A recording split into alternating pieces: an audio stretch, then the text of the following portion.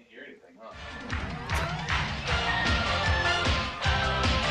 You are now entering Maximum Driftcast, the only drifting podcast hosted by a Spanish soccer mom, a 30-year-old silver-haired fox going on 60, and finally, a 200-pound bowl of spaghetti with chimichanga arms. The champions, we are the champions.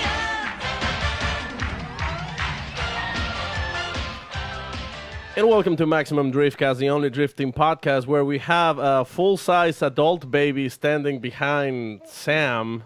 Sam? Yo, don't look at him. I don't know. It's very distracting. That's my hype guy.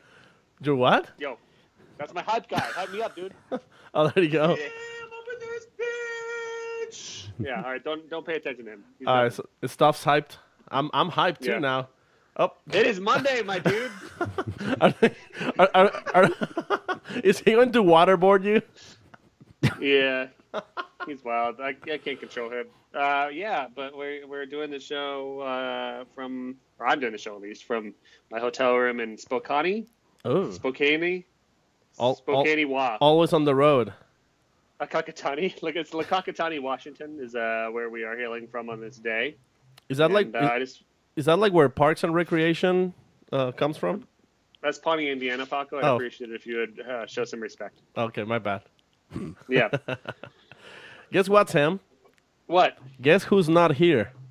Corey, because he's off playing Fortnite and or PUBG and or Hello Kitty Island Adventure, getting those dubs, from what I understand. Yeah, but AKA he's working. Maybe. We'll see. We'll see if he goes on the internet. If he hops on the Discord and starts saying some really obscene shit, then we'll know that he's not in fact working. Yeah, But we'll see. We'll see if we get the notification. Corey Hosford just went live on Twitch. Yeah, exactly. That seems to happen kind of often. Well, Paco, what have you been doing, my friend? Well, I haven't really done much, but in order, like, you know, who has been doing a lot actually. Our very own Big Balls Brian actually this weekend did something pretty cool. Brian, tell us what you did this weekend. What he did. I changed a fuel pump on a Crown Vic. Well, Oh, heck yeah. so It's that was cool a that you highlight. finally- It's That cool was you the finally highlight got of my that job day. at the Mesa Police Department, fixing up their old Crown Vics. Yeah, Pretty much. it was all right. It wasn't too bad the second time doing it, but then Now, I the messed. trick is I learned on the third day, I believe, of my drifting experience, what you want to do when you change a fuel pump is you wait until the car is at maximum temperature, and then you stick your hand in there without any sort of glove or protection, Oh, absolutely. and then you try to pull the fuel pump off of the bracket inside the With fuel, the tank still full. Yeah. And also, yeah, that's another thing is that when you're building a drift car with Chris Forsberg and Ryan Turk, what you want to do in Forsberg's garage is to use a open heat gun over gas fumes in the fuel tank. That usually ends up well, I've found. Just for light, though, just so Yeah. you can see. Well, you just try to solder some wires because there's no way you can catch that on fire. A heat gun is like a blow dryer. How would that start a fire? Pretty much. It should actually dry the fire, right? That's what I'm saying. Yep. No, but in all seriously, Brian, what do you do? I just played around with a few cars, did some instructions and stuff, and What kind of car was it? Like a Pinto? no, there was a Ferrari and the Lamborghini and a McLaren. What? You heard that, Brian? I mean, Sam? Well, yeah. He's Well, chugging a beer. look at that. What a beast. He tapped out. He had to tap out. Why were you working on a Ferrari, a McLaren, and a Pinto? Well, the Pinto was broken, so I didn't get to play with it. But we had a McLaren, I think it was a 650 or MP4, something like that. And then a Lamborghini Gallardo and a Ferrari F430. Where was this? This was in Tucson Dragway. But and what were you they doing? were holding a exotics drive session there, Extreme Exotics or Dream Exotics. And Extreme Dream. Extreme, yeah. Alex. And so I just got the invite to be an instructor there, so I showed up and helped people out with. They wanted to drive the car, so I would sit with them and instruct them on how to drive it and actually make the best out of like 2, 4, 6 laps that they would buy, or some of them would just buy a ride, and I would just give them a ride, and I get to drive around the cars and stuff like that. So literally, he wants a Ferrari now. Oh my God, driving between you do? yes Yeah, between the it three took you a minute. cars. I don't think the McLaren was able to be really utilized for what it could do, so it kind of bogged out because like the turbos, it'll go into the second gear, and then the turbos kind of sit in this lag trying to build boost, and just when it's about to build boost, you got to brake again.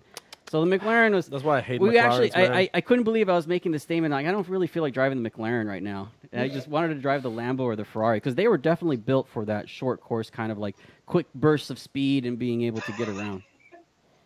Yeah, well, I hope that they never make a McLaren drift car because it sounds real boring. Yeah, terrible. Yeah. That's what I did. Did that for a day. Yeah, driving supercars. Well, that sounds awesome. Yeah, it was Paco, cool. I did. Paco, have you made any progress on your 1,000 projects? No, I did a lot of laundry, if that counts. Sick, my dude. Yeah. What about you, bro? I've just been making some videos at RS, and right now I'm on the road with Snap-on. I've got my main man, Hype Dog JD, behind me. I JD, think- say what's up. I think the guy behind you has a strap on. Rolling, dog. He's lit rolling me right now. Appreciate it. That's Wow. my hype dude, J Diz. You know what would be cool if we He actually looks like he's enjoying that. oh, of course. Of course I am. You ever seen a cat? How they That's enjoy exactly what I was thinking. For the audio-only listeners, I'm doing my audio-only segment. That was my man JD using a lint roller on my beard. that? What's up? So, yeah, I think that about wraps up the conversation for the Yep. week. I don't know of anything else we can Well, say.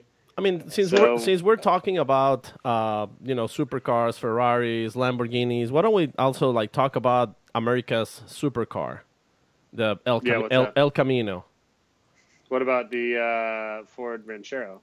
or the Ranchero? I like El Caminos a little better. Just saying. Well, you know what they say about Caminos. They say that what? The front is like a car. The back is like a truck. So The it's front is where I drive. The back is where I... where I carry my stuff. Oh my God, what's going on? Hey, what's going on? Uh-oh, I recognize that deep masculine voice. It's definitely not Jared. Who is this? G'day, mate. Oh my God, who is this very handsome man? You're a gentleman. My hype man, Jared D, says that this is the most handsome man in Formula Drift. Jared, is he more handsome than Freddie? Yeah. Jared says more handsome than Freddie. Wow. Your check is in the mail, my friend. Your check is in the mail. Checks in the mail, Jared.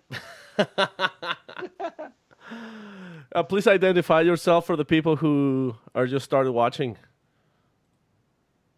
Hey, I'm Josh Robinson, and I'm from Australia, competing in Formula Drift in the US. So right now it's probably 2:30 in the morning in Australia, and it looks like the toilets are flushing backwards in the background. I can see Yep. of the back of where you are sitting. Is that right? I'm actually in Austin at the moment, in Texas. So it is right around, I think, 9:30 maybe? Yeah, it's 9:30. No. Well, that's less exciting. Well, yeah. All right, let's move Sorry, on. disappointed. What's the furthest you've ever gotten in a fist fight with a kangaroo? Like, are we talking like third base fist fight, second base? Like, what would you say is like TKO? Where do we sit? Yeah, definitely gone the whole way. No doubt about it. Those things are pretty vicious. You can't half-ass it. Really? You have to go all out or you're die, right? Yeah, that's it. The talons on those things are vicious. So Talons? unfortunately, you can't take any hostages. Yeah, they're huge. They're like that long. Like Holy a Velociraptor. Do they get do they get got like if you like puff your chest and get like in a manly posture, do they get like afraid of you or they just feel like you're just calling them out in the fight? They just think it's sun's out, guns out. That's how they know it's time to go to the beach. Uh-oh. That's how they know it's time to go to the beach. Looks like I've got my associate here asking, how many dingoes have you eaten? None, but unfortunately one took what would have been my little sister, so that's kind of sad. One took your sister. What would have been my baby sister. What if your hypothetical future sister is now no longer? Is she being raised by dingoes or what's the deal? Where did you find Deander? Are you in Los Angeles? Hey, he just follows me around, dude. I don't know what to do about this. You know how you guys have an infestation of wallaby and or platypi? I've got a JD infestation, but it's nice because it grooms my beard. That's pretty convenient. That's a nice Is infestation. a JD infestation the same as chlamydia? Or is it just like one tablet and it goes away? Or is there a bit more to it than that? Once you get one, it's there for life, unfortunately. And Oh shit, so it's more like herpes. Wow, that's rough. then I can actually give him to many of my partners if they're interested. But, you know, I usually don't tell them about it beforehand, and then after it's done, I'm like, boom, Jared's with you forever. Son of a bitch. It's like the Deanda curse. Yeah. All right, let's get down to I like the, true to form. I've never seen Deander without a beer in his hand, and tonight's no different. It's and usually you don't see him with a shirt on. Yeah, I which was is- saying, which you is- rarely see him with a shirt on. So. The only time you ever see him with a shirt on is when he's on Formula Drift. Otherwise, I guarantee this man's not wearing a shirt. He's got to show off his gear. That's what you call it in the tap world, right? Yeah. My gear. My kit. Yeah, he was really excited when we said that J. Rob was going to be on the show, and he needed to be here to make my beer look perfect for you. Oh, what a guy. Thanks, Deander. You're a gentleman. I don't care what anyone else says. I think you're a legend. He says he doesn't care what anyone says. You're a legend. Speaking of drinking, what are you drinking, Josh? Like, I have a White Claw. Sam's has some beer. To be honest, I don't know American beer yet, so So Foster's is what you're sticking with. They don't. we've actually got in Australia. we've got a slab of VB that lives in our trailer that we pull out for appropriate occasions. So Yeah. it's usually VB. Unfortunately, we've run out, and I haven't been back home in a few months. So I've got whatever this is that was in the fridge. I don't even know how to pronounce it. Well, you try. Allow you me. try. No, not Paco. Okay, you go Josh, first. You tell us what that beer is. As in, like, try it? Yeah, try to say the name. What do you think that beer is called? Well, I'm guessing it's Spanish, so it'd be like Dos Equis or something like that. No, that's right, Dos Equis. Okay. So what brings you to Wait, Austin, Texas? like- Are you testing? Hold on. It will, Paco, let it be. okay. Where's Hosford? I feel like I'm only getting half the panel. You're getting 2/3, Corey's- bro. Plus Corey's Jared. Corey's busy playing Pokemon Go. It sounds about right. Eating Yeah. hot dogs, all that jazz. All that jazz. No, he's stuck at work because his slave driver boss won't let him do his most popular drifting podcast in the world. But, you know, we're not important, and obviously you're not either enough for Corey. So I guess you can tell Corey next time you see him that, you don't I get appreciate it a lot. him. That's or- fun. Yeah. So what are you doing in Texas? Are you there testing for FD season? What's the deal out there? Yeah, we are. So I've got a deal with a team down here called Winding Road Racing. So this is where we're going to be based out of this year. I flew over here at the end of January to start preseason prep with those guys. My Ute had actually been in Denver in Colorado before that. And so I flew in at the start of Jan, picked it up from Figs Engineering out there. They've been doing a whole lot of suspension development for us. And so I picked it up, drove it down here, and continued it on at Winding Road. Awesome. Now, we're obviously going to get into some deep car nerd tech stuff here because I think that this is going to be the first Ute in Pro 1, and you're probably the first Ute in Pro 2, actually. So, In Formula what Drift does overall. it in Formula Drift in general? If, Yeah, if, does if, this if you car don't want share to, if you don't any want to other count the El things with- Camino, though, Well, you could count the El Camino. Yeah, don't discount Bubba Drift. Come on now. yeah, Yeah, You got to never pay discount Bubba pay Drift. respect to your heritage. Corey would kick my ass right now if he heard me say anything bad about Bubba Drift, so I don't want to do that. But so what precedents? I guess where did you start with the Ute and why the Ute? So the original idea way back in the day, the fact that everyone was switching LS engines into S chassis, and I was like, well, why not get something that's a little bit different? I really like Utes. I'd driven them for years, and then it already comes with an LS engine from the factory. So that was the initial reason for it. And then when the option came up to come to America and keep on drifting over here, I was like, what a a rowdy way to do it, bring over something that the Americans hadn't seen before. We already had a few years of development on it at that stage, and so we just continued with it and kept the party going.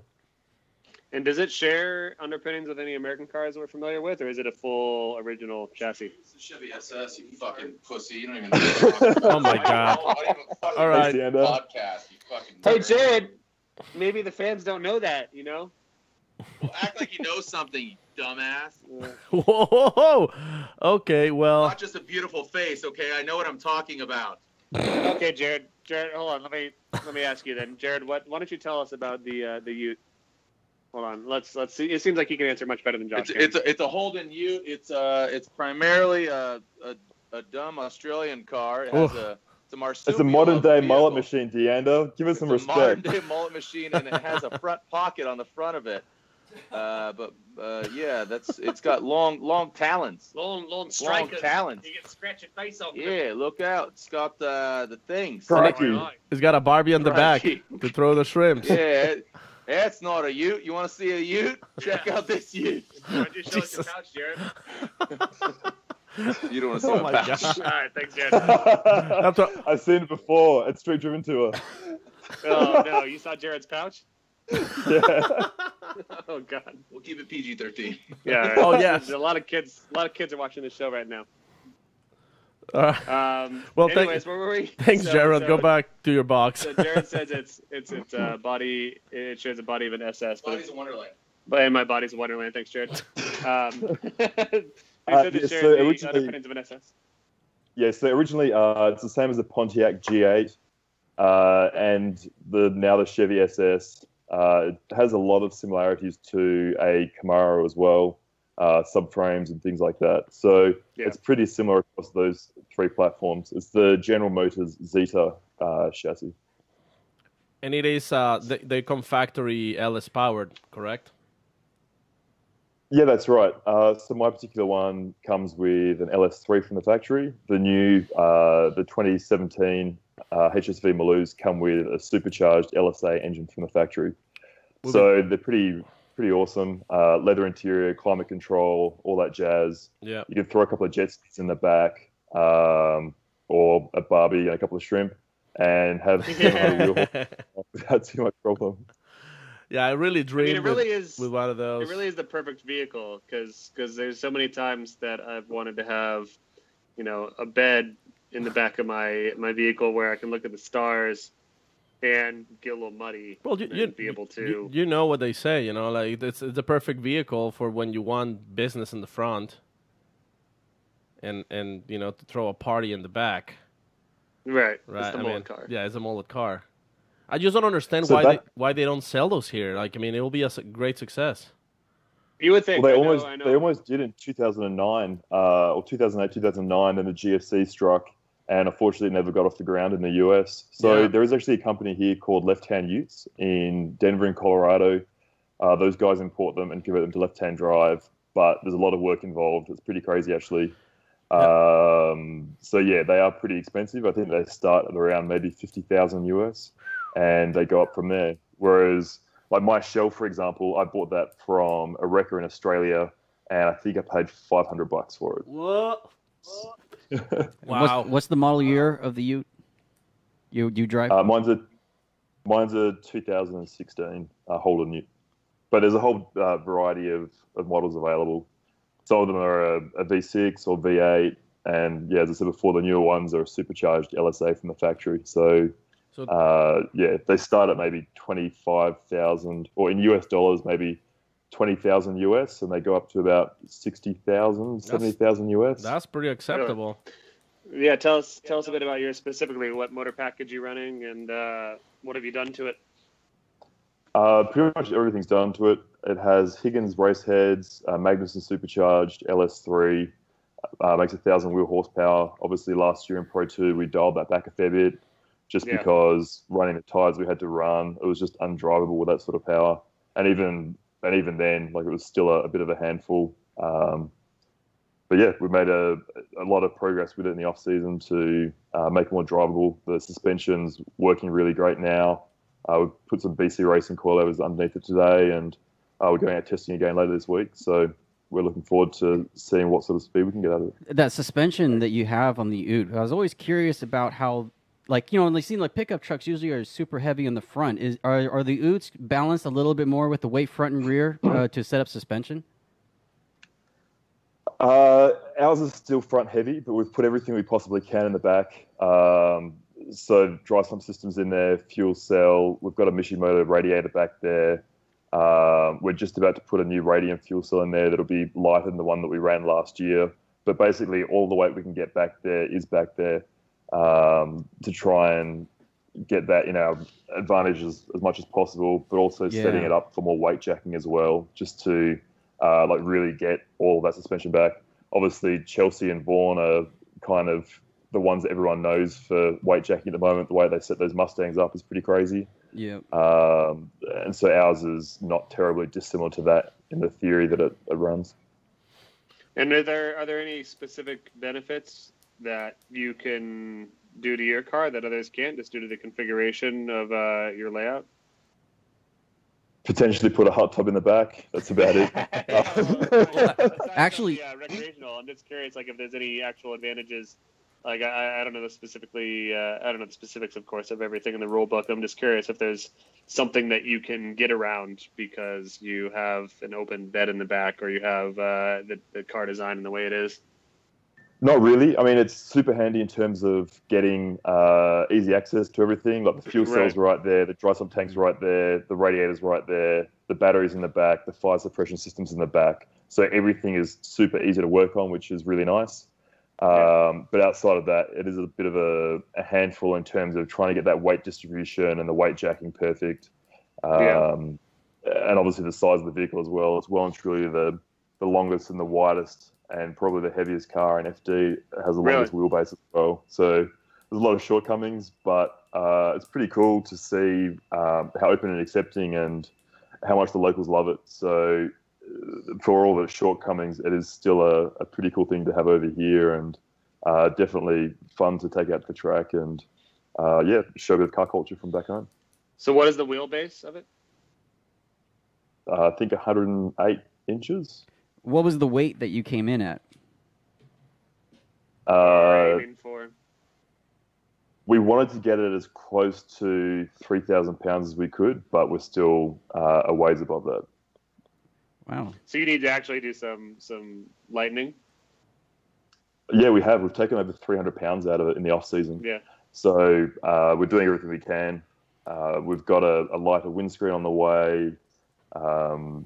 Cosmos are giving us some lighter weight rims to run this year as well. So we're doing everything we can, plus everything we've done in the off season as well. So we're already at around the 300 pound lighter mark. Just a quick question. We'll get another 40 to 60 off that as well. Yeah. I feel like a lot of guys right now are trying to add weight, but you seem like you're doing the opposite. You have 115. I always hear like guys dialing out grip and things like that. And I'm like, oh, that's cute. That must be a really nice problem to have, trying to take grip out of a car. Like it's something I've never read about on the internet. There's nothing that we've had to do in real life. It is actually 115 inches of wheelbase. 115. Oh yeah, it's a big boy. To like shorten ours a little bit, but yeah, it's still definitely. And it also has quite a rear overhang. Yeah, I mean ours is all carbon fiber and tube chassis from the rearward suspension mounting point back. Mm-hmm. So we've done everything we can to make it as light as possible. So from the outside, it is a little bit deceiving in terms of just how long it is, because really from not that far after the rear wheels all the way back to the back of the tailgate, and that's probably a good 2 foot. There's really nothing there. There's a bit of tube, some wires, and a bunch of carbon fiber, and that's it. I think it's sweet. Yeah, that's what I was going to ask, if there was panels taken out for carbon fiber already. Yeah, well, we've done as much as we can within the rules in terms of over fenders and things like that. And basically the whole side of the car is carbon fiber. We've got carbon doors, carbon sides, and yeah. So what's your tire width you're coming in at then? What's that, sorry? What's the tire width you're coming in at with that weight in the tire rule book? I'm sorry, I don't have the rule book in front of me where it falls into. I'm just curious. It's like in a 300 something, I think, with the weight you're looking at. Yeah, we could. Unfortunately, none of the manufacturers make semis in that size. So yeah, we run as big as we can. With Nexon, it's a 275. I think Achilles does a 285, and Nitto and Falcon do a 295. So that's really, as far as I'm aware, unless I'm mistaken, and please correct me if I am, but I think that's the largest sizes from each of the manufacturers that any drivers are running. And what tire are you running this year? Well, unfortunately, the news of the week is we're only running Pro 2 this year. So we'll be limited to a 255, just like everybody else. Oh, okay. I thought I had heard that you were doing, or at least was understanding you're doing Pro 1, but you've decided or forced to do Pro 2. So basically what happened is we had a major sponsor breach a contract, and with the amount of notice we've been given, it's not something that we can recover from in this amount of time, and I don't want to go out and do a half-assed effort of Pro 1. I have salaries to pay with all of my guys and all the usual overheads of running a professional race team abroad or in any country. So, we made the really hard decision to hang back in Pro 2. We've got a bunch of really good stuff happening outside of FD this year as well in the States and around the world. So, yes, it's not the end of the world, but obviously pretty disheartening and very disappointing for us. Well, yeah, that sucks. I'm sorry to hear that. But, anyone can benefit from spending a little more time in the minor leagues and preparing for that inevitable jump to Pro 1 that will no doubt be difficult when you go up against the James Deans and the Vons and the Otis and all those other heavy hitters out there. So, if you can beat everyone in Pro 2 without any issue, then you're more than ready for Pro 1. So either way, I'm sure that it'll be good for you as some extra practice time. Yeah, Even if it sure. wasn't I'm looking forward to. Yeah, I'm looking forward to seeing how Kevin Lawrence does this year. Obviously taking out the Pro 2 championship last year, so I'm super excited for him. Actually, so I organised those RB30 blocks for him when I was back home just before Christmas. So it's kind of funny seeing the cars that they came out of. They were just complete buckets of crap because those motors were worth like $300 back home. I was gonna say, because fun fact, and correct me if I'm wrong, but Holden had some older cars that had RB30 engines from factory, right? Yeah, that's right. It was a mix between Holden and Nissan. They had those RB30s in cars that literally are giveaways now. I think I can't remember how much I paid for those RB30 blocks. It might have been like $200 or something like $250. So I had to go to this guy's house that was in the middle of nowhere on a farm and pick the engines up, took them back to my workshop, strip them down, put them onto a pallet and ship them over here for them. So it's good to see them being repurposed in an amazing application, and I'm sure that he'll have a bunch of fun with them this year. That's crazy. Think about this: a brand that had Chevy engines and Nissan RB engines on their cars. Yeah, it's wild. That's like so Australian, Like they have. And it was more than 20 years ago as well. This isn't a recent thing. This is like back when television was still black and white. So they've been around for a long time. But I mean, we also got the Ford Barra engine as well, which is super rare in the States. Oh, God, don't say that. Oh, yeah. Brian is just got a boner. I was watching Barra engine burnouts and stuff today, too. Triple B was frothing at the mouth in previous episodes, just even thinking about the bar engines. So here we are. I didn't realize how hard they were to get into the States. I had a guy hit me up just recently trying to source him one in Australia. And it's really not my line of work or anything like that. But I asked a few friends back home and a guy that we do some imports with over here. And they were just like, good luck. Like, you have to literally sneak it into the country. They're that hard to come across. And then, funnily enough, I got approached by someone in the US that had one here that wanted to sell it, but he wants like $9,500 for it. But it's engine, gearbox, clutch, everything. Okay. ECU ready to rumble, but it's still double what they're worth back in Australia. Yeah. We'll see. I mean, we'll see if they pick up, because it seems like there's many variants of that engine. So we'll see. Maybe you need to put one on a drift car and prove Americans wrong with your Australian Ford. Unfortunately, we can't run a Ford Ute in FD because we've got chassis rails, so we'd have to put it into something else. Oh, that's right, because they're body and chassis, right? Yeah, that's right. The No, Holden that- Ute is that the should only be one. allowed. It's real unicorn. Well, they were saying, they were recently, they were saying that apparently that is allowed. Yeah, but- because we were talking about it. I said, oh, the Crown Vic could compete in FD then. It's a body on chassis as well. So you might want to double check that. You might be able to get away with the car in that sport. So Talk to Vaughn. You know, here's your plan for next year, bro. Talk to Vaughn Gidding. Get him to like make you part of RTR. You're gonna bring a Ford Ute with like a crazy RTR body kit, and we can say goodbye to Chelsea DeNova. Oh, Wha- that escalated quickly. yeah. Yeah, great. I can imagine the hate mail already. I'm going to get. Cheers for that. Hi, Chelsea. That dude's like a national icon. him and Lil Wayne are like national treasures over here. Little Wayne? Did you say Little Wayne? Lil Wayne? Yeah, to know for Lil Wayne are national treasures in America. I wouldn't mess with either of them. All right, well, now I know that those guys are the big two that the Aussies love. What about Mel Gibson? I guess he's not an import, he's an export. But Yeah, like Foster's is an export for us. yeah, that's what Jared is just saying, is that Foster's is not something you guys drink locally. That's not like your Budweiser. What It's about not your... I had to come to America to drink one for the first time. And the cool thing is now, like whenever we're at the track, guys will like come to the track to see us and see the Ute, and they'll bring Foster's to like have with us at the end of the day. That That's kind of sucks, 'cause fun, but it's literally the only time that I've drunk it. that beer tastes like shit. It's kind of a bummer. Yeah, it's not amazing. So, let's go way back. How did you get started in drifting, and let's just start there. How'd you get started in drifting? You're born in Australia. Mom was a dingo. Dad was a wallaby. Popped out of the pouch. Yep. Platypus scratched you in the ear. It's a cute little Joey. That's Then right, the to Joey. Sky Raft came down. The mushroom war happened. You drove through the desert. You went to Guzzling country, and here you are. That's pretty much my Wikipedia page. You got it, man. Yeah, sweet. My job Sam, here is done. No cheating, What? Sam. What was your first car? How'd you come bursting into the world of driving? What was your first ride? So I started driving just grassroots level stuff when I was 19. I just finished school and always loved cars, and just bought a cheap like Mitsubishi Lancer, a 1.5 liter. It was nothing special when I was 17. I was saved up, and eventually when I was 19, I bought a Mitsubishi GSR, which is the 1.8 liter all-drive turbo baby brother to the Mitsubishi Evo.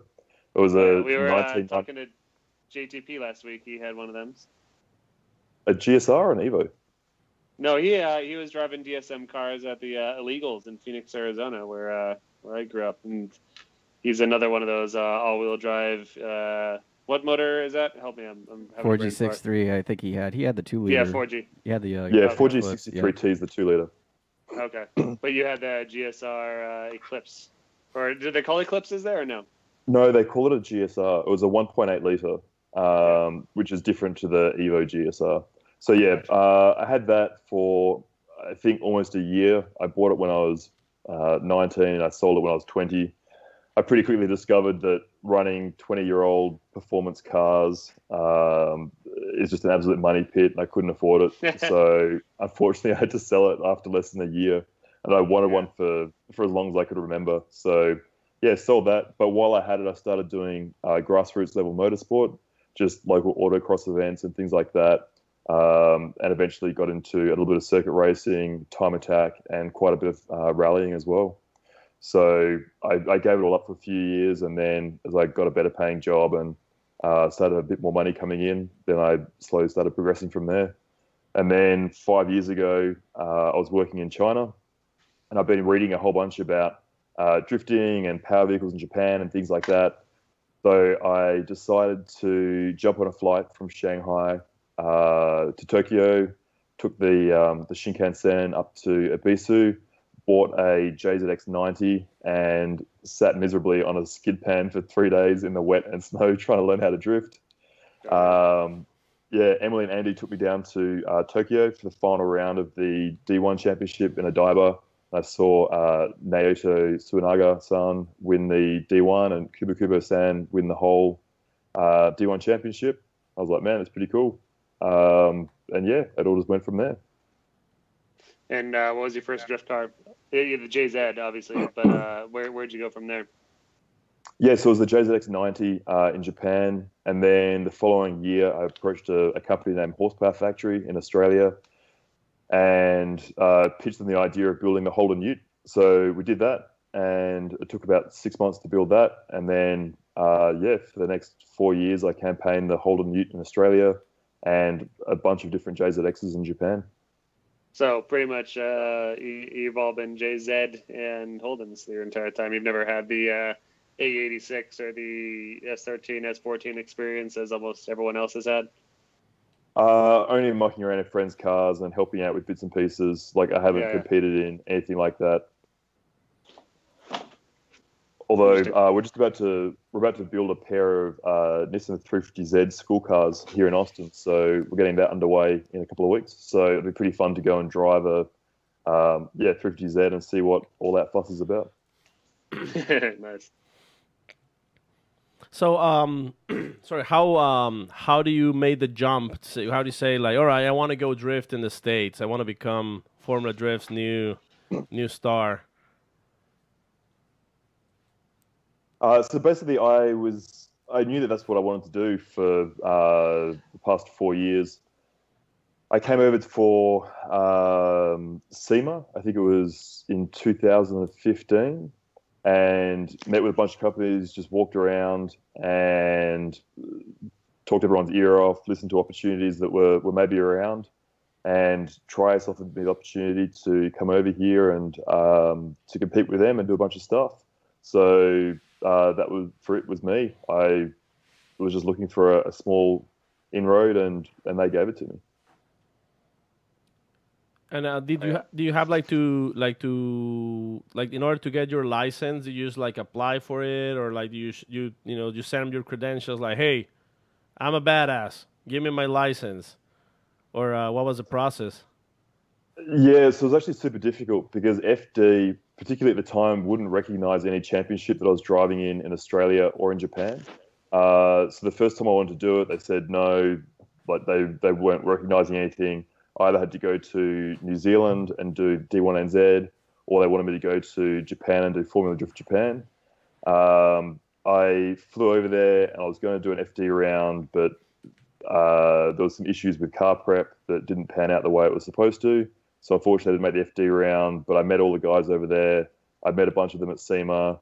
I finished second in the Japanese G1 Championship that year, and that was enough to get me the golden ticket to come over to the States and do Pro 2. Interesting. So, trying to actually the chassis changes between the competitions you were running and then that FD wouldn't allow. Did you have to build a car specifically for Formula Drift compared to the events you ran in the past? Yeah. So the main difference between my chassis in the States versus the one in Australia is the roll cage differences. So over here, you're not allowed to like notch subframes or anything like that. You're not allowed to have the roll cage protruding through the firewall, whereas back home, that's the stock standard way that a cage is done. It's a full tower-to-tower cage. So those are pretty significant differences there. And I'm still not really sure why FD does that. Do you guys... Actually, I was going to ask you, having experience with both types of cages, what do you weigh out as the pros and cons between those two different designs? To me, without a shadow of a doubt, they should be tower-to-tower. They're much safer. In the case of an accident, there's a much higher chance of salvaging the chassis just because you've got that rigidity between the strut towers, whereas with the FD style cage where you've just got the tire intrusions, there's a much higher chance in my mind, and trust me, I know nothing about anything, but my understanding and knowledge of that is that there's a much higher chance of riding off a chassis in the event of an accident. Yeah, I totally feel you. I understand that it's about safety, though, is from what I thought, right? Well, what Formula Drift trying to do is let the car take more damage instead of the driver. Because if you make the car like super stiff, super strong on the cage, whenever you hit something, it's the driver that actually bounces back and forth because there's no absorption point. So, yeah, I mean, obviously you hit your car on the tower, you bend it in. I mean, you run the chance of totaling that car, but there's less chances of you actually being hurt. And I mean, we've seen, for example, like what happened to Vaughn at Texas was it last year? I think it was No, 2 years 2 ago. years. 2 years already, Yeah. yeah. You know, he Didn't he back. going backwards to the wall? Yeah, Yeah. it was in Texas. Yep. Yeah. Talk about a backwards in exit. that particular accident, that wouldn't have made any difference because he went in backwards and it's the front tower anyway. Well, yeah, no, but I'm talking but about. but yeah, I definitely hear your point. Like if he'd gone in forwards, then it would absorb more of the shock. But Yeah. at the same time, I mean, we have V8 supercars in Australia and a whole variety of motorsports that are going the other side of 300k an hour or like 180 to 200 mile an hour, and they're completely tube Yeah. chassis cars. Or before they were in the Car of the Future program, they were a tower-to-tower crash structure. So, what difference is there in safety equipment from your experience that's required from say a cage that's tower to tower to a cage that's just not including tower to tower? I don't know what you would call it, just a basic cage for FD. But is there other added safety equipment that you've seen that going into cars that are caged tower to tower that is not included in the what's required from FD? I'm not aware of anything immediately off the top of my head. As far as I'm aware, everything's the same. Everything's okay. I could be entirely wrong, but from it's from cool. what I'm aware, it's all the same. I was just curious Like if there's something we run extra HUF that devices and things like that, so everything else is the same. Yeah, cool. What I was just curious about is if there was something that's not being asked of drivers in FD to have as safety equipment to allow a tower-to-tower cage and still be okay. Like, would it be in Kevin's eyes, okay, well, if we have this, then that cage design will be all right. And I was just curious if there was any word on that going around when you dealt with it. Like an additional layer. Something, Well, I just didn't know. The thing is, from what I understood on our episode with Kevin Wells, I mean, it is since drifting, it's like a contact motorsport. So there is a lot of chances of you actually hitting the wall. There's a lot of purposely getting closer to walls at high speed. So from what I understood is that they understand that, you know, other motorsports do it, but they're not doing it just because there's like a big chance of the cars wiping out. So it's more common to have that, you know, like you tap the wall a little too hard, and then, you know, the front of the car hits the wall, spins around. Yeah, which If I you mean, can't save it, I get it. I mean, it sounds like, well, that will total your car very easily, but at the same time, I mean, I don't know. I mean, I personally never been inside a caged car in a wreck. in a big wreck like that, so I don't know. But not too long ago, our buddy Joe Tardif, you know, on his caged car, he got T-boned on the side, and, you know, he broke a hip, he broke like 3 ribs. Yeah, he got beat up pretty bad. So, Congratulations to him to recovering really well. He's good now. So you know, I mean, I think that's maybe the reason that the nature of this sport is actually it's like a contact motorsport. So, I mean, we'll see. I mean, if somebody corrects me if I'm wrong. Yeah, I'm sorry, Josh. I just wanted to ask you because you're the first person that's in a professional field that does a tower-to-tower cage setup, and I was just really curious on just your experience. So, you know, just your feedback was all I was looking for from your first-hand experience. Yeah, absolutely. I mean, that's all I know from rallying and circuit racing. It's just the way it's always done back home. And I know that back home that's a little bit confusing for us as well in the States. We think it's a bit backwards that's how it's done here, but I totally see your point. It would absorb more shock. So if I had to choose which one I was going to go head first into a wall in, I'd probably want the finishing at the firewall, but I also like not riding off chassis. So. Yeah. Gotcha. Cool. I think, I mean, fortunately, at least, I don't know, do you guys have like a lot of floodings or stuff like that? Because for us recently, we've been having like a high surge of flooded supercars and expensive cars that you can go and buy for super cheap. So I mean, you said you bought your chassis for pretty cheap, but that was kind of like a rare thing, right? No, we're the same thing. So actually, back in my hometown of Perth in Western Australia, it was probably like 5 or 6 years ago now. There was a massive hailstorm that came through the western suburbs, and that's basically where all of the car dealerships are.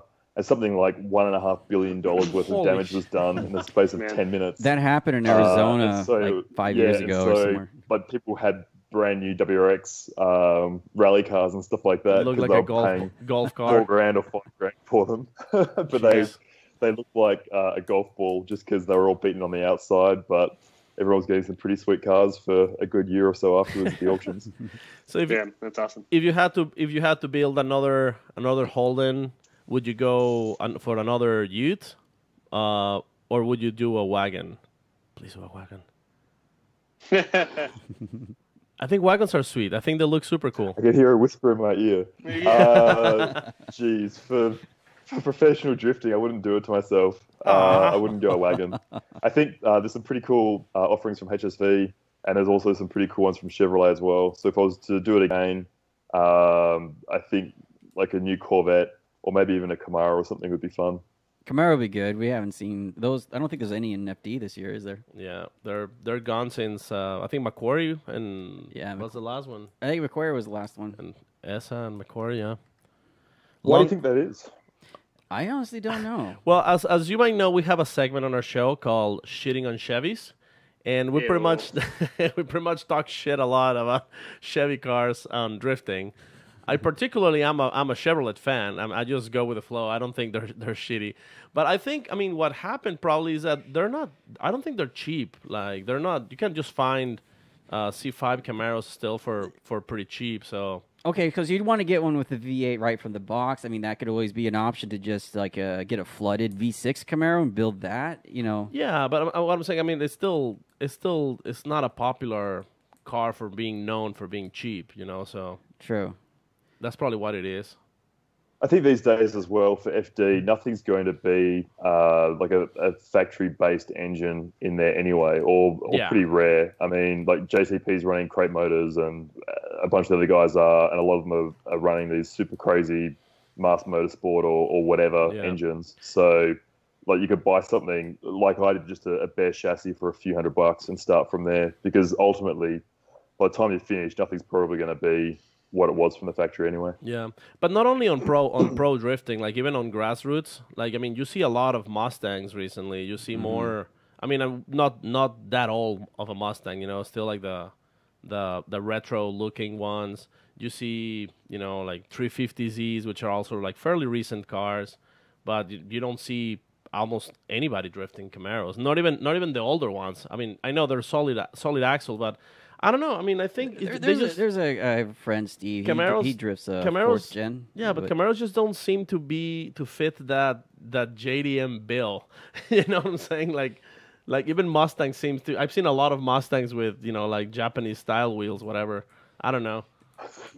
Yeah, I think the flavors are just blending. I think it's just only a natural evolution of how Japanese-style drifting, and you're wanting to use like a different chassis. Well, we could use our own domestic chassis to do that. Speaking of which, what are the popular domestic chassis for Australia that you see going on right now? I mean, it's the same as over here in some regards. Like, the most popular ones are still Unison S chassis and things like that. You can buy those starting at a few $1,000 US. A friend of mine recently picked up a Nissan, as you guys would say, a Nissan R33 Skyline, and I think he paid maybe $2,400 US for an R33, and that had knuckles, suspension, diff, was basically ready to drift for under $2.5 grand US. That's pretty good for a turnkey drift car. Yeah, so it's hard to go past things like that. As far as domestic cars go, there's a bunch of Holden Utes getting around now. There's a few Ford Falcon Utes and things like that. Cool. So that's basically where the Utes are just like kind of like the dominant domestic vehicle for drifting right now. Yeah, for the ones that are manufactured in Australia, it's probably the Holden Ute, I would say, is the most popular. But even then, like, there's not a huge amount of them. The majority is still Nissan. Yeah. I did have a Toyota JZX 100 in Australia as well, but I sold that a couple of weeks ago. So, I mean, JZXs are around. They're kind of rare. It's still definitely the S chassis that takes the win there. But you get a lot of Japanese imports. So I mean, I would imagine lots of S15s, lots of That's true. They get more of the Japanese cars that we just don't get. I mean, it's like rotary land. So yeah, a lot of more Australia. variety there. Yeah, you guys are lucky to be so close. Yeah, the thing is though that like you guys say that, but then you get like the full suite of Chevy and Fords and Mustangs and stuff like that. Like my Ford F-250 that I have in the US, if you were to buy that in Australia, if you could find one, would cost you about $130,000 US. What? So yeah, no shit, and it's like a 20. I mean, I had to do a bunch of work to it, but say for argument's sake, it's like a 30 grand truck here, or maybe as high as 35 if you're lucky. That's because and that's about 130, 140 US in Australia if you could find one. Freedom So you isn't can't free, just bring bro. that over to Australia? No, because you have to There's convert it import to laws. right-hand drive, import taxes, and Yeah. it'll be a massive cost. So left-hand drive is not legal then in Australia? I think it is, but it has to be older than 30 years. Oh, okay. Gotcha. Yeah, that's the price of freedom, man. You want American, you have to, pay the price. USA. So what do you use as a tow vehicle over there? I had a Mercedes Atego truck, but even that was super rare. Most guys would use like the equivalent of your maybe like a Toyota Tacoma, but not quite that big. We call it a Hilux. Right. Yeah, so I seen pictures of those. but that's about as big as pickups get in Australia. We don't get F trucks and things like that. Like a Ford Raptor is just unfathomably big, expensive. And I think like the Dodge Ram just got released, and whatever the base model Ram is, I think it's like is it a 1500 or 2500 or something? Even that was like 125 or 130,000 US in Australia, or thereabouts. You think it'd So be a it's huge market crazy in much Australia for to pick trucks, up. don't you? What's that, sorry? You think there'd be a huge market for trucks in Australia, wouldn't you? I mean, it'd be awesome to see for sure. I think the price of fuel is probably a big thing as well. Australia's not quite as bad as like Norway, for example, where I was a few weeks ago, where I think it was like 6 or 8. I think I worked it out at maybe like 6 or 8 US dollars per gallon Oh my for God. diesel in Norway. Whereas back home in Australia, it's probably around $1.40 Australian per litre at the moment, which is still probably, I don't know, at a super rough guess, like $4 or $5 US dollars a gallon or something. That's crazy. Quick So math. there's no petrol or oil in industry in Australia. It's probably all imported, maybe. There's definitely a lot of mining, like for coal and gold and nickel and things like that.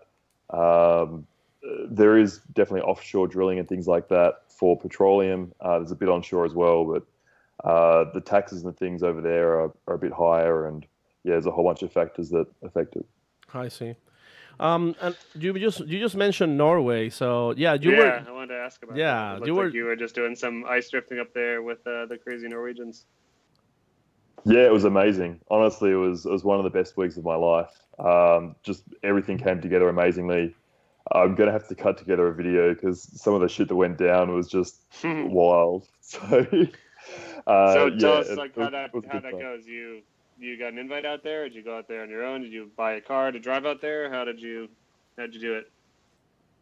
No, so Frederick and his girlfriend Hunter invited me to come out and stay with them for a week. They said, "Oh, we've got this friend Julian who has a car. You could probably rent off him." And I was like, "Oh, what's Julian's surname?" And they said, "Oh, Julian Smith." I was like, "He doesn't happen to own a company called Garage D in the UK, does he?" And they were like, yeah, that's the guy. And just by good fortune, I'd actually met and hung out with Julian and his wife Penny a bunch of times at Ibiza in Japan. We got along great. We've had dinner a bunch of times and shot the shit. So it just worked out super well that Julian already knew who I was. He didn't end up charging me anything for the rental of the Supra. He was just like, honestly, Josh, go have fun. It's a once in a lifetime experience. You've got to go and see the place. Preben and all those guys in Norway prepped the car for me, and it was just ridiculous. It was pretty much arrive and drive.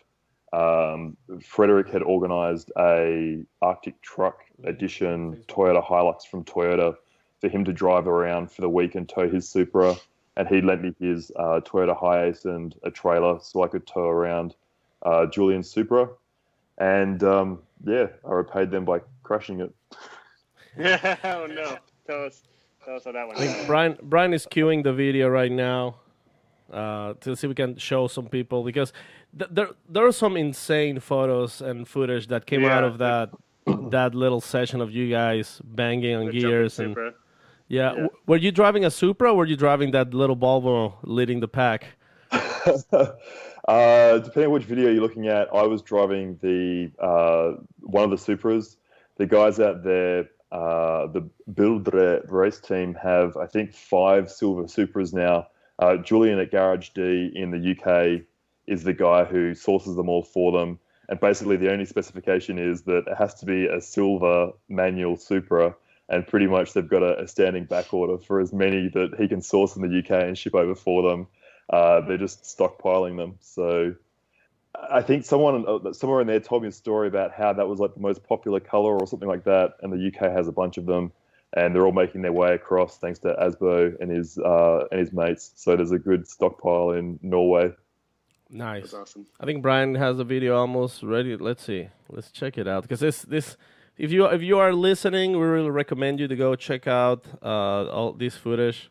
You can find it probably on Osbo's. You probably posted it as well, right? Yeah. Yeah, we had So someone what- there, and when I get around to cutting the videos together, I'll put all of that in there. There's some pretty amazing chase cam footage as well from the heli and stuff like that we had out there on one of the lakes. So All right, let's yeah, see. some awesome shots. Let's see. All right, just give me a second here. It's just Facebook So- was being a little bit of a pain in the butt. Yeah, it's all good. You can play it while we talk, of course. What is it like drifting on ice in comparison to regular driving? Too loud. Or let's call it comparison to rain driving. That seems, I guess, as close as you can compare it to. How is it? Yeah, it's pretty interesting. So most of the tracks we were on were second and third gear. Surprisingly, there's a lot of grip on the WRC spec tires, and so there's little studs that stick out 8 millimeters, or like what's that, a third of an inch or around that, that stick out of the tires, and there's hundreds of these things. And so when you throw the car in, there's no grip initially, so you actually throw it in really hard and just get on the gas, and it will find grip. So you kind of just have to have faith in the rig and send it, basically. Send- if you go in half-fast, it just doesn't really work. And send you guys did for sure. And Oh you're man, it's so good. You're driving on an ice lake, so this is like a freshwater lake that has frozen over, obviously very deep. Yeah, that's right. So you go out to a lake, and the crazy thing is, like, we went out to Mad Croc on Ice, which was a couple of hour drive north of Oslo. And when they had a big event out there was probably 60 cars or something like that. And literally, like, 60 cars can destroy a lake in the space of a couple of hours. Yeah, that's what I was just wondering, is if you have these studded tires, if you're chewing through like feet of ice after a while. Yeah, pretty much. So, but then what happens is, unless they properly re-prepare the surface for it to freeze, it then ends up with little shitty pockets of ice with water trapped below the surface, and so it's quite easy to like reopen that again. And so they do require like pretty good maintenance of the lakes as well. They'll run groomers across it while you're out there to try and level it off again and make it as perfect as possible. And what temperature was it outdoors? It was reasonably pleasant when I was there. In Celsius, it was about -10, -15. But a couple of days before that, it had been down as low as -30, which is, I think, maybe like -25 Fahrenheit or something like God. that. That should be That's inhabitable. That's insanely cold. Yeah, that's insane. That's negative 30 Celsius is negative 22 Fahrenheit. Oh man. So But really you useless called fact. it- but you Really called it useless fact mild. for you. At -37 degrees Celsius, it doesn't matter if it's Celsius or Fahrenheit. -37 is the same in either temperature scale. That's where the scales meet. Yep. Oh, that is a It cool fun fact. apparently says that you're a liar, and it says Yeah. negative 37 Celsius is 34, 34. negative 34.6. Josh, so Is now it that 30, I is feel it like that, 38? It's I feel 39. like that invalidates everything you've ever told us. So why don't we start over? Also, amazing. Who are you really? What is your real what name? is- What is true that you told us? Negative 40 is the 40. official number where it's the same. -40, okay. But I like how you called it Science. negative 15 Celsius was like pleasant. Or, yeah, negative 15 Celsius was pleasant. That was a nice weather, which is still which is still 5 degrees Fahrenheit, which is awful. Truth be told, though, I would The totally funny thing was, go. though, I was still driving in a t-shirt. It's the same, or kind of the same in Japan, because it gets so hot in the car, like you're working your ass off. And so, like, there was a couple of photos of me getting around wearing just a t-shirt, and the guys are like, "Holy shit, who's this Australian who just doesn't feel the cold?" But every single time, I'd only just jumped out of the car, and so like it was super pleasant to try and cool off because you've been working your ass off in the car for the last hour, freaking chasing Asbo around, and so it was nice to jump out, cool off for a minute, and go again. Yeah. And is there any difficulty in keeping the cars running, or is that climate? The 2Js like that climate? To be honest, they were good. We didn't have any dramas the whole week. It's a credit to Preben and the Builder guys. They do really good maintenance on the cars, and Julian at Garage D doesn't skimp on the maintenance or anything. So it was just arrive and drive. The things ran flawlessly. The only thing that happens is if you hit the snowbank with enough purpose, the engine bay gets full of snow and it can block the fan up. It overheats. And so, so that's the only thing. Like, snow in the engine bay is fine. Snow packed up against the radiator is fine. It's only if the snow stops the fan from spinning. So if you go into the snowbank, it's a good idea to pop the hood and just make sure the fan's not going to foul on all the snow you've just taken on board. So it sounds like it's a lot easier to drive in negative 15 than it is to drive like where we're all from in Phoenix, Arizona, where it's 115, which is kind of difficult to keep a car running all day if you're being a comparatively, it's pretty pleasant. It's also quite a crazy experience. On one of the last days we were there, these guys had like hit us up on Snapchat and invited us down to their private lake in the south. And so we went down there, and literally in the space of time that we're out on this lake, it had snowed almost 2 foot of powder. And so when we got back to the house and we had to load the Supras back onto the trailers, we had to shovel like just feet and feet of snow off the trailer. These guys, because it was kind of like a bit of a rural area, had a big snow plow on a tractor, so they had to replow the driveway for us and tow my little trusty Toyota Hiace van out the driveway just because there was so much snow had fallen that day. Jeez, that's incredible. I don't really even know how to picture a life like that. It's so foreign to me. Yeah, same with me, man. Like, I didn't see snow until I was 20 years old. From where I grew up, it was a 3-hour flight and maybe a 4 or 5 hour drive to get to snow. But if it got to freezing point, like it made the news in the state that I lived. It never happened. Huh. I think that you and us grew up in similar climates, only your area was slightly more poisonous than ours. That's about the only difference. Slightly fewer guns and Slightly bigger spiders. Yeah, that's true. But a lot more boomerangs and didgeridoos. So you have to watch your back all the time? I knew a lot of weirdos with didgeridoos. Hold on. Is that someone with a didgeridoo? Uh-huh. That's incredible. I bought one. Wow, Paco, that's really good. Yeah, it's a bass didgeridoo. You're making me fancy, bro. Do you guys have any more questions before we get to Instagrams? Yeah, so just like to kind of like close with your season for this year, do you have any particular changes, anything new that you're bringing for this year, for your season? Yeah, bunch. I mean, as I touched on earlier on, we've taken over 300 pounds out of the car.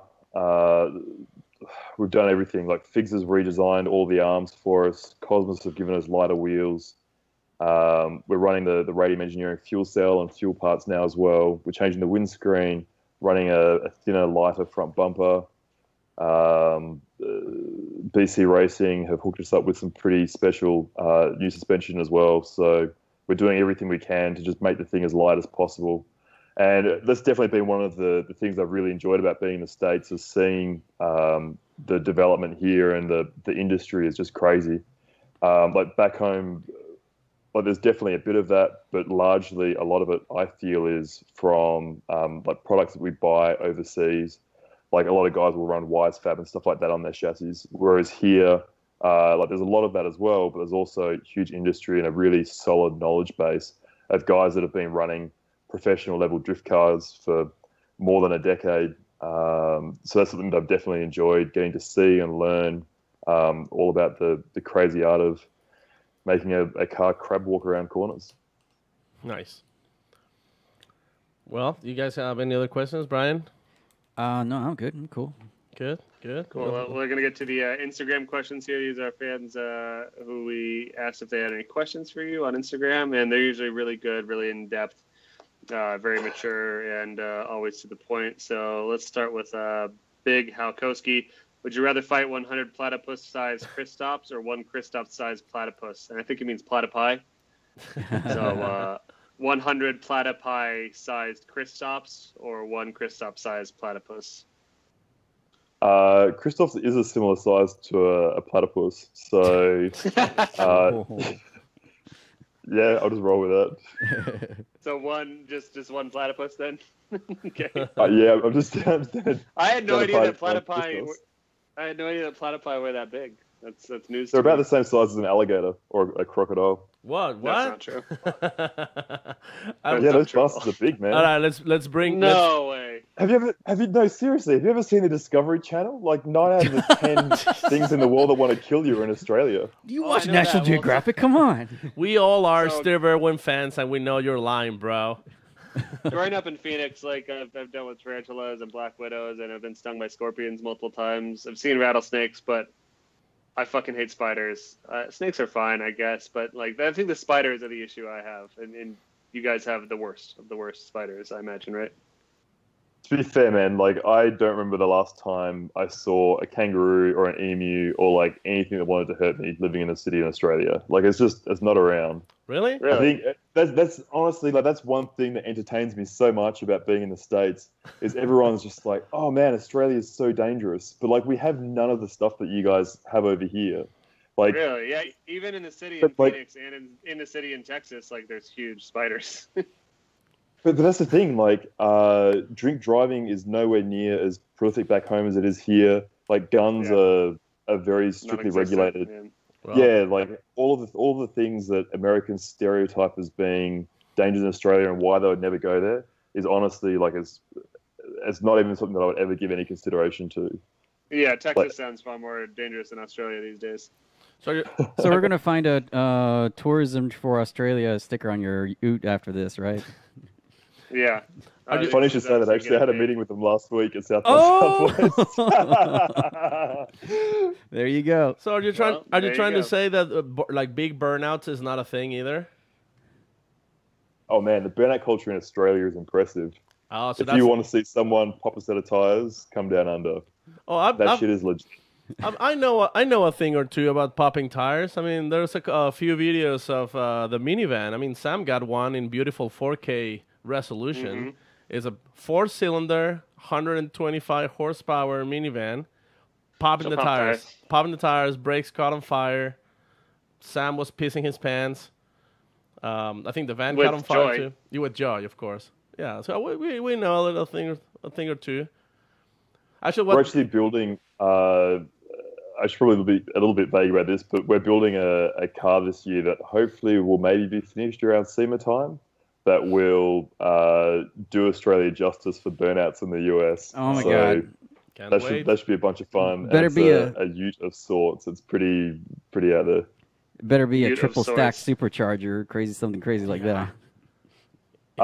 So it's a V12 LS engine Yes. with 2 superchargers on it. That sounds That should pretty. do it. Yeah, That sounds pretty gnarly. That's pretty insane. straight up. Brian is losing his Yeah, voice it'll just be- thinking about it. Yeah, no, it'll be a good time. I think we'll probably announce that in the next week or so, but there you go. A bit of a shitty scoop for you. All right, Nice. one more Instagram question for me for this moment. That is Mr. Taco to you says, short-time listener, long-time hot dog cook. If you were to do ride-alongs, would you put 2 seats facing backwards like the Subaru Brat? Man, I've Yeah. actually given that some legitimate thought. Maybe. I have to send some stuff over here next month. So, That would be if we insane could if do you that. That I would be think- really cool. I think Ken Block did it with one of his Raptors or something, didn't he? For like going up snowboarding and stuff, the Snow Raptor. I'm pretty sure they had 2 I don't seats in know. the back and a roll cage over it.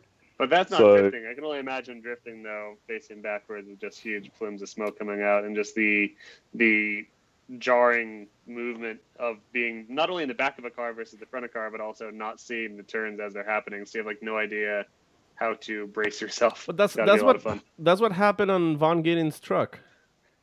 The people in the back usually got sick. Yeah, but that's facing forward. Well, yeah, true. And I Oh. never saw anyone get sick in the back of that truck, Paco. Okay. The I thing is just- as well, if you've ever seen a photo of my Ute under full noise and smoke, it kind of like bellows back up. There's a low pressure system behind the cab, and so the smoke Yeah, actually so gets my- sucked forward against it as well. So if you were, You have people blasting and breathing smoke. oh man, if you were in the back, like Probably with choke. the Wear like a with the breath race gas breathing and mask. smoke, it'd be like one of those Top Fuel dragsters. You'd have to run Yeah. a mask for Gas sure. mask, yeah. That's even more Mad Max if you think about it. No, if it was Yeah. Mad Max, then he would have the two guests standing in front of his Ute on Yeah. poles, and then they're just standing out there with their hands free in the air. And Sam doing his witness me bit. Hey, well, Next question. all right, what questions you guys got? Let's see. Well, we have sub-dubbing. Are you sick of youth questions yet? No, man, it's all good. We get a bunch of the same ones, but that's cool. Like honestly, it's fun sharing a bit of Australian car culture with the Yanks. So it's all good. It's Americans. Remember, this, we're living in a very like touchy society right now. Can't say words like that right now. You know. Honestly, man, it's all in good fun. Like, No, if you just don't don't understand even at all, it's difficult for us to like ever actually be polite to each other. Our language and culture is just entirely hanging shit on each other and trying to make one another buckle and cry. No, just totally kidding. But for example, like, do you get upset if somebody calls you a Kiwi? Say it to my face. Oh, there you go. Oh. I don't know anyone. I don't know anyone that would confuse the two. To be fair, Yeah, Sam doesn't know anything about mixing Australia with New Zealand. absolutely not. Sorry, is that you, Mike? Have you got something to say about that? Mike's pissed about that, Sam. All right, here's one from Alan Union. I don't even know how you're going to answer this, but I like the question a lot. How many Sheilas have you seen in one walkabout? What? I don't know, man. I just think that he needs some recognition for asking the question. So, how many Sheilas, Josh? 7 is the record. There you 7. go. That's a good number. Yep. That's a good Lucky. number of Sheilas for the walkabout. It's a busy walkabout, man. It's a busy walkabout. Need hydration just thinking about it. There you go. Yeah. Question from Max Froelich. Ever thought of about linking up with the guys over at Mighty Car Mods for something? Yeah, potentially. I did actually meet Marty from Mighty Car Mods 2016 when we debuted my Ute over here. But yeah, I mean, if the opportunity came up, then for sure. But I mean, I'm 15,000 miles away now, so it makes it a little bit tricky. But obviously, I go back there a bunch. So yeah, maybe one day it'd be cool. Dude, Good guys. Yeah. So, are you living in Austin right now, temporarily, long term? What's your plan for the next few years? Yeah, so I don't have a house in Australia anymore. Basically, when I went home at Christmas, What kicked you out? Yeah, Mum told me it was time to move out of the basement. Yeah. If I didn't get a real job, I had to move out, and obviously drifting is what it is. So I was Yeah. on the street. So yeah, basically in the last year and a half, the longest I've spent in any city in the world is 8 days. So Damn. it just didn't make sense to keep on having the overheads of a house back home. Yeah. So I packed that up, and so now I just, travel is required. I've been in Austin now for the last couple of weeks, so I've broken that record, which is pretty cool. And I'm looking forward to working with the guys at Winding Road here. And there's some pretty spectacular opportunities on the horizon here. So we'll see what comes of it and take it from there. So, are you in some swank Airbnb right now? What's the background we're seeing? No, this is an apartment in Austin. And you just said you met with some people at South by Southwest. Has that been fun down there? I've always wanted to go, never made it. You enjoy South by Southwest and all the music, food, culture? Yeah, something we didn't realize is that tickets for South by Southwest are $1,600 each. No, to go. Yeah, I no thought you shit. could just kind of go. I've never been. I have no idea. Yeah, neither did I. And then, like, I had a mate come over for it, and we went to go and check it out. And we're like, oh yeah, we'll just like register online or like see what we have to do. Yeah. I think you can like go to certain things that are free. We're really fortunate. I was actually looking at doing something with the Australian consulate over here because they have a program called G'day USA, which promotes the free trade agreement. Yeah, I know, right? That's a So good that promotes the free trade agreement between Australia and the US and cool stuff that the Australians are doing over here. So on Rainy Street, G'day USA takes over one of the houses for a week, and like they gave us free access to that.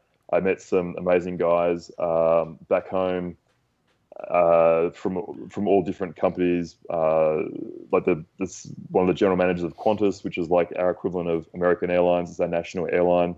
Like they were here, like guys from the Australian consulate and all sorts. So it was a great opportunity to network with them, and there's some pretty exciting stuff happening with them over here this year as well. Sweet. Nice. I have All right, this one's okay, from, Sam? you got Paco? Oh, yeah, sure. Question from Frederick Osbo. I don't know who that. Yeah, hate that guy.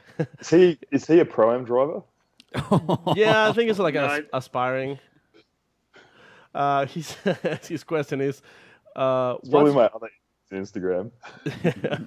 he says, what's your favorite pajamas pattern? Must be an inside joke. Oh man, I wish I could answer that honestly. Definitely some hot dog pajamas that I have. They're a really sweet two-piece. Really? What's up, So Corey? I imagine you're wearing some hot dog jams for Freddie. Yeah. No comment. Get the hot dog out. Sam? Fair enough, man. Hey, he's the most attractive man in Formula Drift, right? It's Well, hold on. being Well, Terrence, disputed. You said that you beat him, but I mean, I guess you two together kind of form some jawline. They join force to be reckoned forces, with. and they become unstoppable. All right, this question is. Maybe I should hit up Papadakis for sponsorship on that basis. He can There have you Well, there the you two go. sharpest jaw lines in FD. I never thought of putting that in my pitch. Please do, There you man. go. Yeah, we just put it in your deck. Oh, by the way, it's very funny. People with New Zealand / Australian accents. I know they're not the same. But you make your racing deck. But it's funny when you guys talk about making your dick. It's like, oh yeah, I'm just gonna go put that in my dick. I don't know if Sorry, that's. I'm not making fun of you guys. I don't know if that's I just correct. like it. I just like dick jokes, and I'd like to apologize on behalf of people with dicks. Anyways, this is a question from Pikachu Lover 420XX69. Ugh. He says, "Have you ever driven a Irwindale before, and are you excited to drive there this year?" I haven't even seen the track before in real life, so Perfect. yeah, definitely looking forward. What could go wrong? It's like a second gear track, right? It's like a big parking lot, nothing to hit. Should be right. Yep, there you No go. one ever flips their cars on the K rails and almost kills Paco. That's never happened before. So I mean, you're pretty much good to go. Yeah, it should be fine. Send it. Question from Maximum Drift Cats. Two questions. Frederick Osbo, Federico Sorifo, Christoph's Blues, and Josh Robinson walk into an American bar. Number one, who can drink the most beer? And number two, who lives with the most girls? Does that have to be two separate people? I would have thought that the person that had consumed the most liquor was obviously the most attractive to the opposite sex. That's true. Because that's what girls love. Girls love really fucking drunk guys. Fist If there's anything pumping, that I know. fist pumping gentlemen. USA. There you go, man. You got this. All right, you have to answer the question though. Who's So who's the number one? who gets more beer? Who drinks the most beer? Shoot. I reckon Christoph, the Latvian gangster, would have to be He a doesn't bit of a drink beer. Oh, really? He only drinks white wine. He strikes me as being a vodka guy, but he'd only have it like IV or something like that. You would think, but yeah, he's a white wine drinker through and through. I did not. Not even I did joking. Not even joking. He's Wow. a beautiful spirit. That guy. I'll tell you I what. mean, I imagine hero. I imagine he drinks other stuff, but I'll never forget when I went into his trailer at Epstein, New Jersey last year to get his signed jack stand that he obliterated. And he's like, "Do you want to drink?" And it's like, "Sure, man." And he's like, "I only have white wine." And I was like, "All right, cool, let's do it." And drink some white wine with Christoph's. I mean, He's the best. I have no doubt that if he gets challenged with the beer, he'll probably smash it.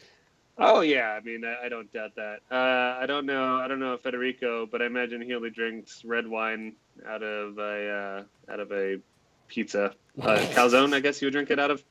It dips pizza into the wine. Yeah. What's a Norwegian thing? And then Freddie only drinks it out of a horn. So I don't know how many horns of ale he would only drink. drinks mead. Yeah.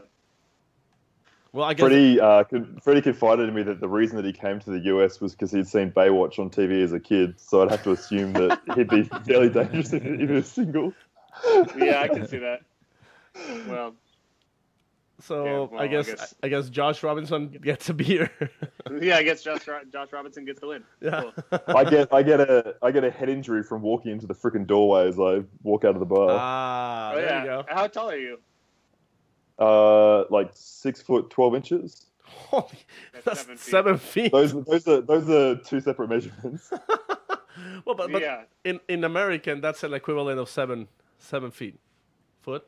How do you say that, Sam? Yeah, that's 7 feet. I mean, 12 inches Yeah. is a foot, so you're technically 7 feet tall then.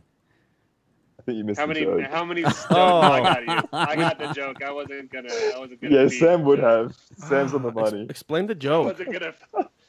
Well, 12 inches. Mate, is explaining a shoe joke size. is like. Oh, wait, no, forget about it. I No, get no, it. hold on. I get The it. best jokes are explained. I've always decided that the best jokes are explained. They're Should- not good unless you have to should explain we them to bring the people. bass flute? And then after you finish the joke, you have to say the end, so people know the joke is done, and that's how you know it's a good joke. Explaining So, a but joke is like the frog. No one wants to do it, and the frog dies. Yeah. Oh god. All right, well, next question. I just about to be a really bad joke, and I don't know if I should say it. Go for it, Sam. Dude. Did you know that pigeons die after they have sex? Who? Did you know that pigeons die after they have sex? Pigeons? I didn't know. Yeah, did you know that? No.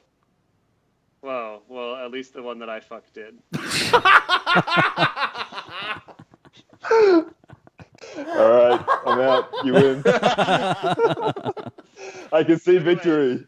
Anyways, we're looking for new sponsors. New for the sponsors, show. please sign up. Maximum Driftcast.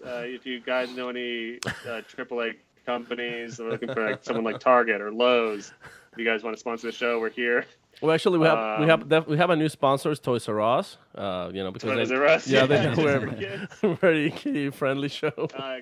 Cartoon Network just hopped on. Nickelodeon. Thanks, guys. We appreciate all the help. All right. I know some good contract lawyers for when they breach their contract. Yeah. So tell all your sponsors about the show, and we can't wait for everyone to hear this. Sorry. Any other closing statements? Any Australian things you have to tell us about? I don't know. Is there anything big going on with the drifting series in Australia this year? Yeah, I mean, there's a couple of decent series back there. Definitely the one in my hometown, or where I've been living for the last 5 years. Vic Drift is a really awesome series. They still get spectacular turnout. Probably one thing that I find really different about that is the tyre rule that they run back home. They run it on the chassis weight from the factory. Those guys, and also Luke Fink's series DCA up in Queensland, run that.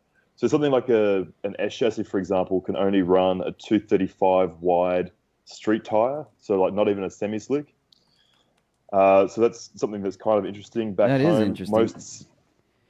So like most series don't allow you to run semi-slicks. Only the high-tech series up in Sydney lets you run a semi now, I think.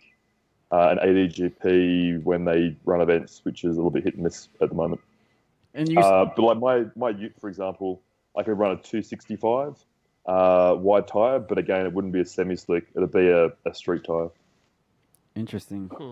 Yeah, so that's based on the factory curb weight, right? That they're judging tire size for that car, or any of the cars that compete. Yeah, that's right. So the idea is that it keeps the cost down. It means that guys that have huge budgets can't spend $5,000 for a club level event on tires for a weekend and just blow the doors off everyone.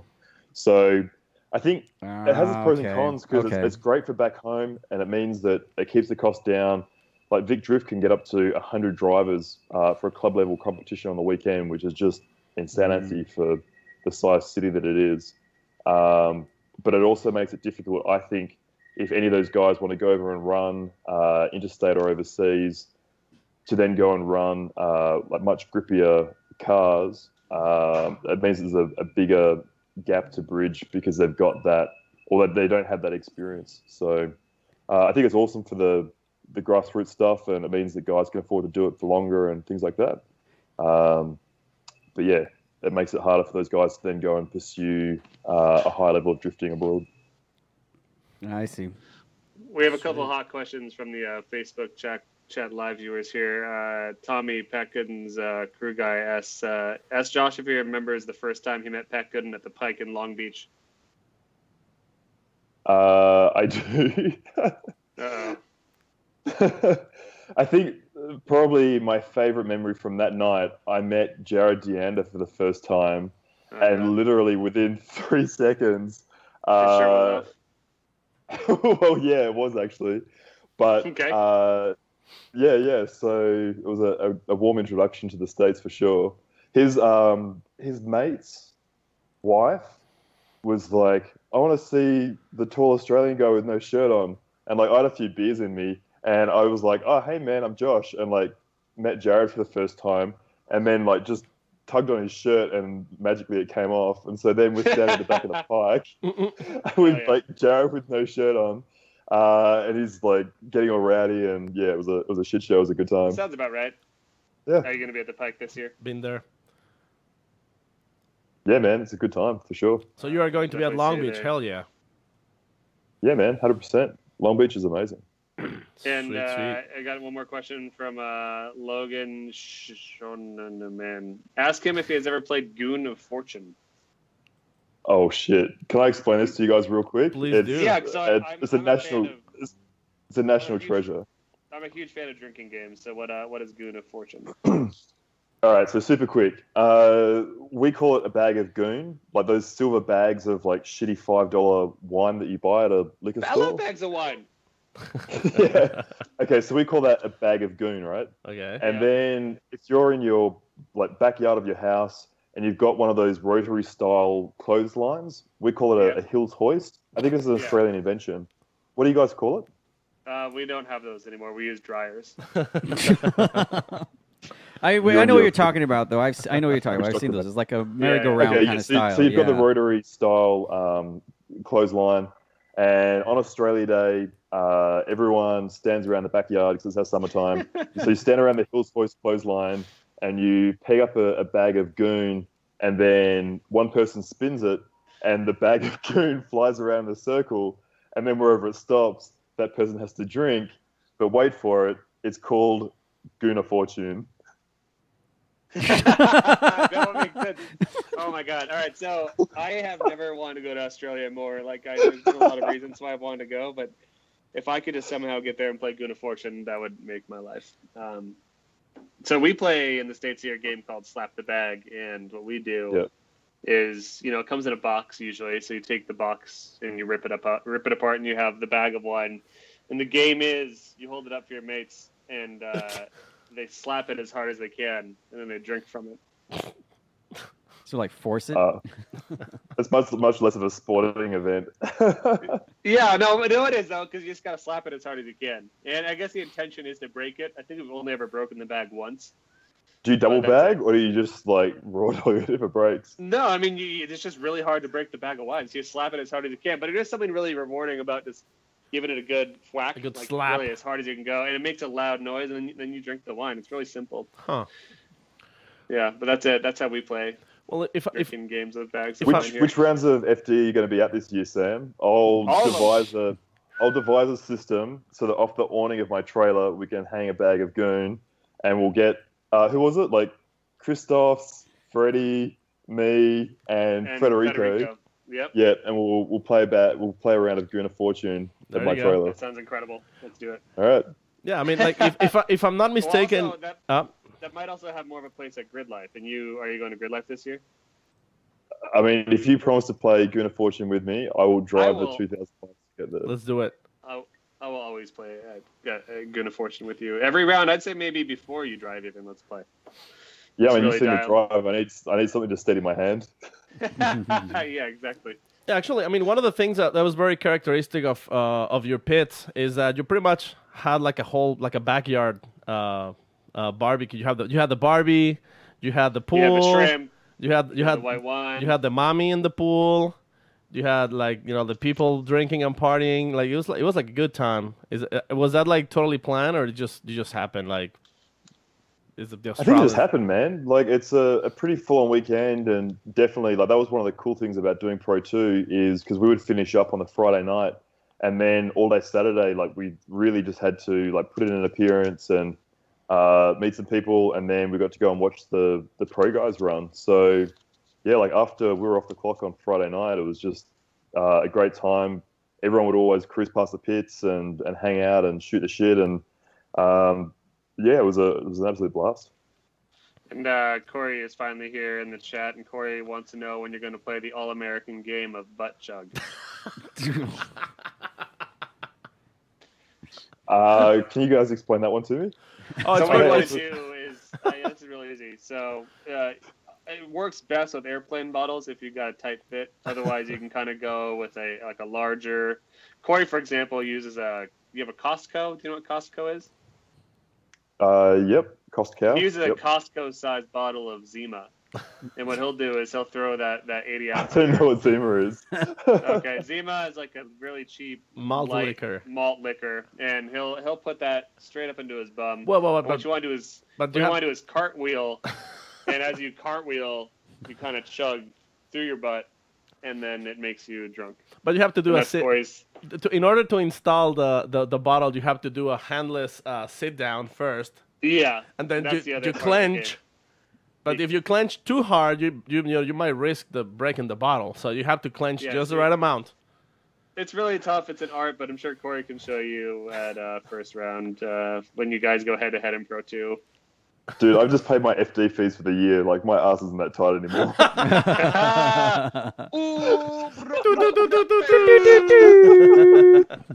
Got it. All right, well, I think let's end on that note. What do you have anyone you want to thank? Do you have any sponsors you want to say hello to? Do you want to say hi to your mom, your girlfriend, your boyfriend, your brother, sister, nephew, Cat, uncle, dog. cat, dog? I think you just, basically cover them all off for me. Probably the big ones definitely are like Nexon Tires supporting us this year for FD, BC Racing, PPG Gearboxes, Mishimoto for the new radiator for the 350s we're building at the moment, and also for the Ute this year. Magnuson Superchargers have been good to us since way before we even came to the States. The guys down in Juku Racing, like, I could tell stories for hours about the help that those guys gave us last year when we rolled up to the States and the chassis just wasn't competitive. Like, those guys all dug super deep, and like, I think we worked out we put 300 hours of development into the Ute in 1 week between Orlando and Atlanta last year. So, like, we had 8 guys working on the car in Juku, and like, Kevin Lawrence rented out a room to us at his house for like a month while we were there at various times. So, AK and Ant and all those guys and Ken were always just amazing to us. Sid Crone back in Australia for the tools, Radium Engineering, Figs Engineering, Exetti, Hoonigan, and Cosmos and Meal Pros. Like, those guys are just doing amazing things to help us. Like, obviously we're devastated that we can't run the Pro Championship this year, but getting to come over here and do this and develop our two new Zs, and then also the V12 LS engine this year is going to be pretty wild. So it's a shame, but it's not all lost, and we'll do some pretty epic stuff regardless. There's always a next year. Well, yeah, and we can't wait to see you make some more waves in Pro 2. We will see you at Long Beach, and of course, we'll see you drive at Atlanta. Rock and roll. I look forward to it, guys. Thanks for having me on. Thanks, man. Thanks Have for a good being on the night. show, man. Have a good night, bro. Thank you. There you go. Hey, Oi. all right. I'd like Oi, to Sam. thank- Oi. like to Welcome to thank Maximum Zima. Driftcast. Oi. Oi there, mate. Listen up now, you goddamn tallywhacker. I'm here to tell you how it is in Australian, brother. So, you're going to want to kiss your mum, Bob's your uncle, and I can't do it anymore. And Cheerio. That was And Yeah. cheerio, pip pip. that's totally wrong. Everything's Yep. perfectly wrong. I should have asked him if he's ever been to Hobbiton and Lord of the Rings. And in There's a lot- Australia. I was fully prepared to confuse lots of New Zealand stuff with Australia, but I wasn't prepared for the reverse. I guess New Zealand has Lord of the Rings and Peter Jackson, and Xena, that's really Warrior all I Princess know. is there too. That's not really all I know. Yeah, you practice this. What was there? Xena, Warrior Princess, that TV show. That was filmed in New Zealand. That was filmed in New Zealand too. Huh. I'll be danged. Well, when you talk about Australia, you talk about Mel Gibson, Chris Hemsworth, That's it. Russell Crowe. Russell Crowe. Russell Crowe. Yeah, Fighting around the world. Oi. Yep. Yep. Well, I mean, that was a very weird. I'm still weirded out about the joke. It was pretty good. The which joke? The pigeon joke? Yeah, tell your friends. Tell your friends. Oh, And the good part is you can really interchange that with any small animal. So it could be a squirrel, could be a duck, A bunny could be rabbit. A bunny. Yeah, it's just there's a lot of. It's so much fun. I didn't Oh, feel man. good to say, but there's some things you got to do. You got to stand up for what you believe in. So We gotta fight for your right to party. yeah, I guess that's the one form Yep. of partying. Anyways, Anywho. while we still have them, let's thank our sponsors. AEM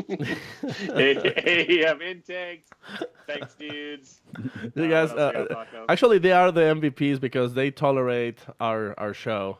So For now. yep, for now so I don't know. far. We'll see what they have to say after this. So but- thanks AEM Intakes, you guys rule. Also thanks to McLeod Clutches. McLeod Clutches supporting the show and supporting drifting as well. They have the parts that you need for your 240.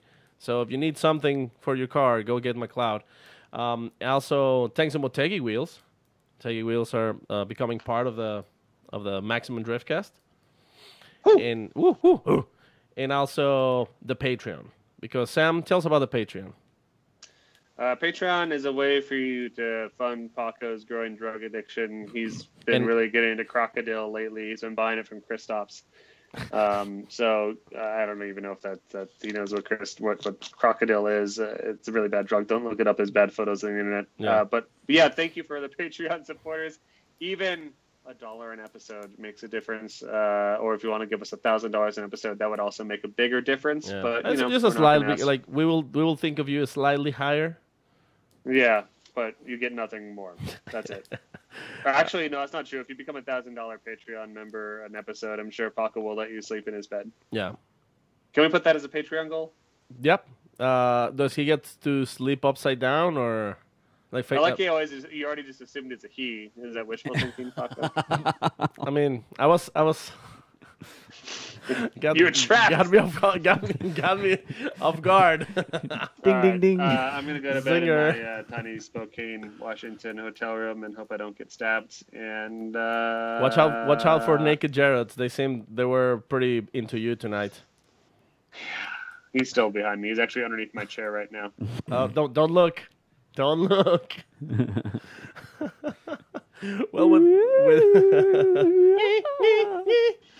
Well, with that said, let's wrap it up. Thanks everybody for listening. Thanks for tuning to tonight's show. Thanks, Brian, Oh, thank you guys. for being the best Ferrari, Lamborghini, and McLaren driver in the world. Oh, that's so Yep. nice. I actually suck. They all had their training wheels on. Yeah. Thanks, Sam, for joining us from Spokane. And thanks, Josh, for joining us from North Australia. And with that said, guys, thanks for tuning. Good night. And cue the credits. Maximum Driftcast. The end. There you go. That's your part. The end. The end.